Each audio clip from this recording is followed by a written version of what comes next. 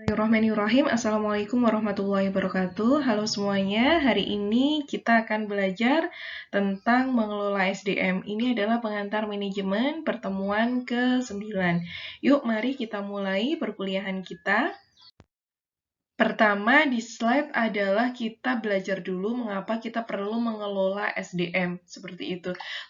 Gini, nanti mungkin Bu Rosana akan sering mengucap SDM, sumber daya manusia, kayak gitu, atau MSDM, manajemen sumber daya manusia, atau kadang juga sering mengucap HR, gitu ya, HR itu HR, kayak gitu kan, itu HR itu Human Resource, atau sering juga menyebut HRM, atau Human Resource Management gitu ya. Intinya adalah itu. Nanti kata-kata itu yang mungkin akan Bu Rosana sering ucapkan.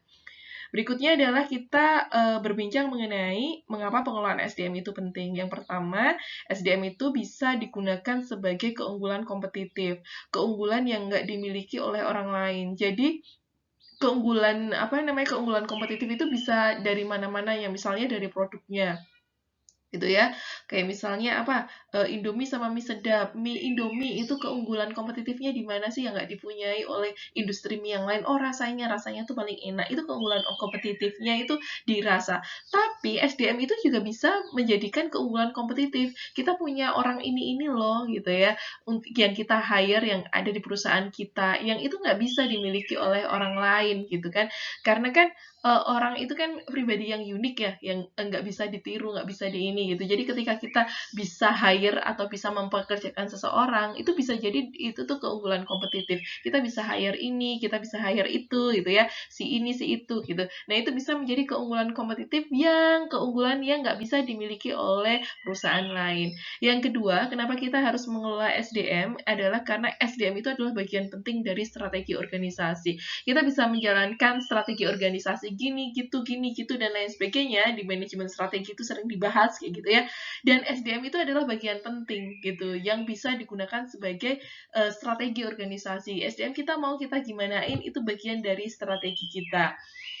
Yang ketiga, kenapa pengelolaan SDM itu penting? Yaitu karena cara organisasi memperlakukan orang-orang itu ternyata sangat penting dan dapat berdampak pada kinerja organisasi. Jadi perlu banget kita tuh mengatur gitu ya, memperlakukan karyawan-karyawan kita itu seperti apa, karena itu tuh akan berdampak pada kinerja orang-orang yang ada di organisasi. Makanya kita perlu banget untuk memikirkan itu ketika kita menjadi manajer gitu ya di sumber daya manusia. Itu perlu memikirkan bagaimana cara memperlakukannya, bagaimana mentrainingnya, bagaimana merekrutnya, dan lain sebagainya. Itu tuh akan berdampak pada kinerja organisasi. Makanya kita tuh penting banget untuk ngomongin tentang pengelolaan SDM.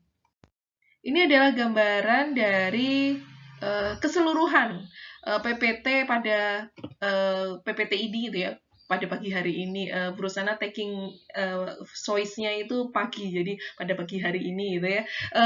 Jadi ini adalah gambaran dari PPT Bu Rosana gitu ya. Yang pertama itu dimulai dari proses SDM, manajemen sumber daya manusia gitu ya, SRM.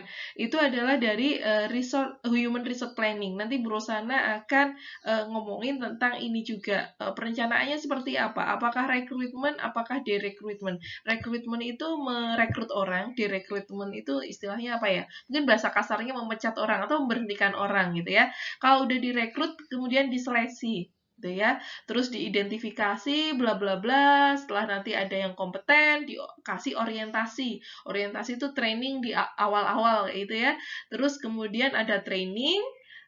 Terus bagaimana nih supaya karyawannya itu punya skill dan pengetahuan? Maka ada performance management. Nanti kita bahas juga nih performance management, terus nanti dikasih kompensasi gitu ya, dikasih gaji, bonus dan lain sebagainya. Terus nanti setelah itu masuk ke career development. Ini kira-kira gambaran dari keseluruhan PPT ini sebenarnya dari bagian ini. Dan PPT-PPT selanjutnya atau slide-slide selanjutnya itu tuh ngejelasin tentang bagian-bagian dari kotakan-kotakan ini kayak gitu. Yuk kita mulai. Awal-awal kita akan belajar kena apa aja gitu ya, faktor eksternal yang berdampak pada proses manajemen sumber daya manusia. Apa aja sih faktor-faktor yang berdampak gitu? Yang pertama tentunya adalah ekonomi, kondisi ekonomi di sebuah negara atau di wilayah tertentu itu akan berpengaruh pada pengelolaan SDM. Misalnya aja tentang kita ngomongin tentang penggajian, itu bagian dari MSDM juga kan ya.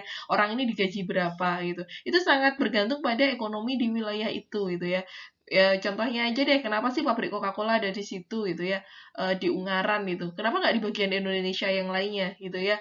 Kan bisa juga gitu ya, selain letaknya yang strategis gitu kan, Coca-Cola di Ungaran itu juga sumber daya manusianya gitu ya, upah minimumnya itu rendah gitu. Ungaran, Kabupaten Semarang itu kan termasuk yang rendah ya, dibandingkan Jakarta dan lain sebagainya itu kan UMR-nya tinggi gitu kan. Nah, kalau di apa namanya, di situ di Ungaran itu lebih rendah gitu. Itu bisa menghemat juga gitu ketika kita mendirikan pabrik di situ. Ya, selain itu juga ada ketersediaan air dan faktor-faktor yang lainnya juga sih kayak gitu. Nah, itu faktor ekonomi di wilayah atau di negara itu penting banget ketika mempertimbangkan kita mempekerjakan SDM. Yang kedua adalah mengenai labor union. Labor itu buruh gitu ya atau pekerja gitu kan. Union itu kayak organisasi uni kumpulan orang-orang gitu ya. Jadi sebuah organisasi yang mewakili pekerja dan berusaha untuk melindungi kepentingan mereka melalui perundingan bersama. Biasanya ini tuh namanya kalau di perusahaan dekat perusahaan tinggal itu ada namanya New Armada gitu ya. Dia itu ininya apa namanya labor unionnya itu namanya Perserikatan Buruh apa kayak gitu, perusahaan lupa deh, tapi mobilnya itu sering wirawiri gitu di daerah tempatnya buruh sana gitu ya. Nah jadi ada Perserikatan Buruh di uh, pabrik ini kayak gitu ya, di industri ini, di manufacturing ini kayak gitu. Nah, itu ada labor unionnya. Itu sangat berpengaruh juga ketika kita akan melakukan pengelolaan SDM. Biasanya mereka itu sering apa ya, melindungi hak-hak karyawan gitu ya. Sementara kadang itu tuh perusahaan jadi harus mengeluarkan duit yang berlebih gitu ya, karena mereka sering menuntut ini, menuntut itu gitu. Nah, itu sering ada pembicaraan dan ini berpengaruh pada pengelolaan SDM tentunya. Yang kedua tentang hukum dan peraturan. Perusahaan tentunya harus mematuhi hukum, peraturan yang berkaitan dengan apa ya perekrutan, memekerjakan karyawan dan lain sebagainya. Jadi ini juga akan berpengaruh bagaimana cara mengelola karyawan atau bagaimana mengelola SDM-nya. Yang keempat adalah demografi. Demografi di wilayah tertentu itu tuh apa namanya berpengaruh banget gitu. Misalnya usia di situ gitu ya, orang-orang yang usia di situ gitu ya, itu kebanyakan anak muda, orang tua dan lain sebagainya. Kalau kita bikin suatu perusahaan di situ bisa nggak gitu ya, itu demografi dari sisi usia, mungkin demografi dari sisi gender gitu ya, laki-laki perempuan dan lain sebagainya, itu juga bisa berpengaruh pada proses MSDM karena memperlakukan laki-laki dan memperlakukan karyawan perempuan itu kan beda ya. Kayak misalnya perempuan itu pasti banyak cutinya gitu ya, cuti hamil, cuti melahirkan gitu-gitu. Jadi pengelolaan SDM-nya tentu akan berbeda ketika apa namanya kita memperkerjakan karyawan yang laki-laki. Kalau karyawan laki-laki biasanya kalau kita kebanyakan karyawannya laki-laki biasanya kalau hari Jumat kita harus banyak tutup gitu ya. Karena kenapa? Karena siangnya mereka harus sholat Jumat kayak gitu kan. Sementara karyawan perempuan enggak gitu ya, tapi karyawan perempuan ya banyak cuti gitu ya dan lain sebagainya. Nah itu demografi ini akan sangat berpengaruh pada proses MSDM. Berikutnya adalah mengidentifikasi dan menyeleksi karyawan yang kompeten. Ada beberapa hal yang harus kita lakukan ketika kita mau mengidentifikasi dan menyeleksi karyawan dan kompeten. Ini karena nggak cukup berusaha jadiin 2 slide kayak gitu.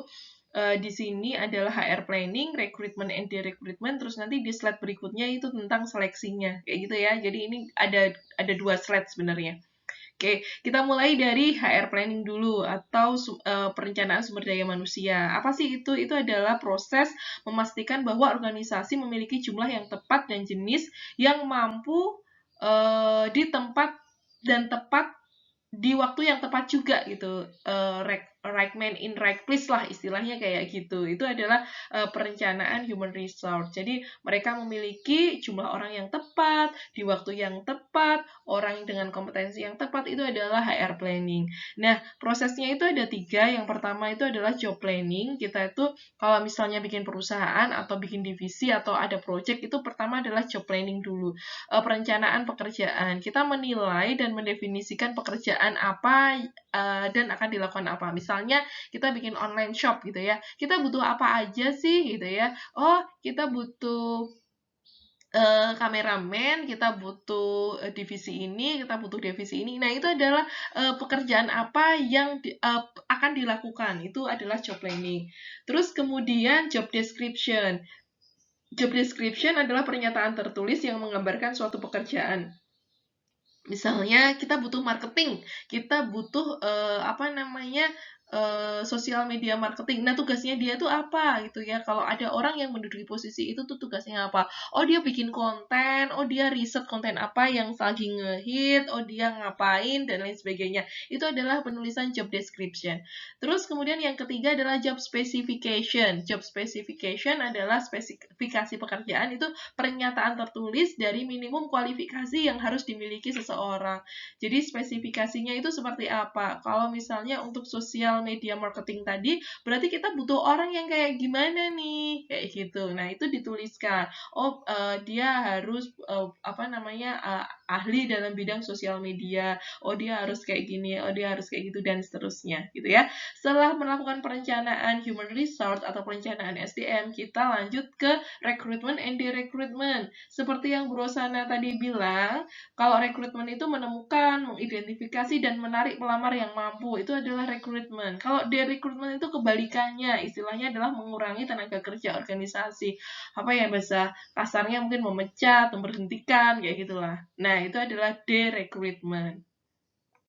Ini slide selanjutnya ya, jadi masih dalam mengidentifikasi dan menyeleksi karyawan yang kompeten. Tadi kan udah HR planning sama rekrutmen and recruitment. Ya, terakhir selanjutnya adalah kita menyeleksi nih. Seleksi itu adalah menyaring pelamar untuk memastikan dia itu adalah kandidat yang paling tepat untuk kita hire, kayak gitu. Kalau udah diseleksi terus diapain? Selanjutnya adalah kita mempersiapkan karyawan dengan skill dan pengetahuan yang dibutuhkan. Nih udah dapat karyawannya, habis itu diapain? Pertama adalah orientasi. Orientasi itu adalah memperkenalkan karyawan baru kepada pekerjaan dan organisasi.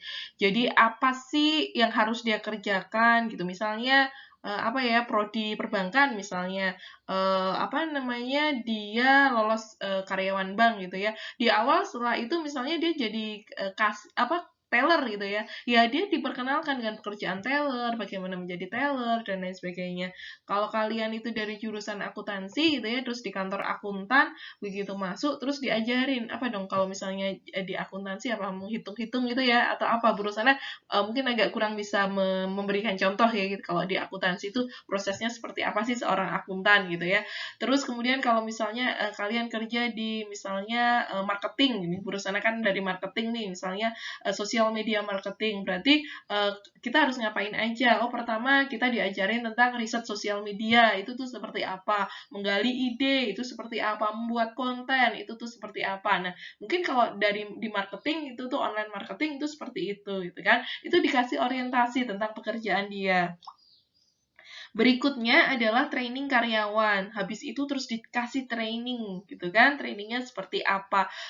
Untuk meningkatkan, mengasah pengetahuan dia, skill dia, dan lain sebagainya. Berikutnya adalah mempertahankan kompetensi dan performa karyawan. Caranya dengan seperti apa sih, gitu kan? Pertama, kalau employee performance management itu adalah dengan menetapkan standar kerja yang digunakan untuk menilai kinerja karyawan. Jadi ada standarnya. Jadi dinilai. Kalau orang kerja itu dinilai. Perusahaan nih yang dosen itu juga dinilai loh. Pengajarannya itu seperti apa, penelitiannya itu seperti apa, terus kemudian pengabdiannya seperti apa, kan Tridharma perguruan tinggi ya. Jadi pengajaran, penelitian, pengabdian itu ada assessment-nya. Setiap bulan berusaha harus membuat laporan, terus kemudian setiap satu semester juga ada yang membuat laporan juga, beda formatnya. Yang per tahun itu juga ada sendiri gitu. Jadi setiap kerjaan itu ada apa namanya, ada ininya, ada apa namanya, performanya yang dinilai itu tuh ada. Nah, yang kedua adalah cara untuk mempertahankan kompetensi dan performa itu dengan kompensasi dan benefit.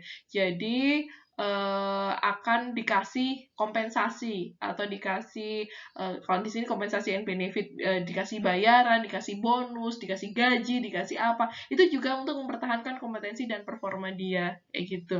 Nah, di sini ada dua macam compensation and benefit. Yang pertama adalah skill based pay dan yang kedua variable pay. Kalau skill based pay itu sistem pembayarannya, gaji, bonus dan lain sebagainya itu diberikan kepada karyawan untuk keterampilan kerja yang mereka tunjukkan berdasarkan skill. Intinya kayak gitu. Kalau variable pay itu adalah sebuah sistem pembayaran di mana seorang individu kompensasinya itu tergantung pada pertunjukan apa yang ditunjukkan dia kayak gitu. Jadi apa aja sih yang sudah dia lakukan kayak gitu. Nah, itu namanya adalah variable pay.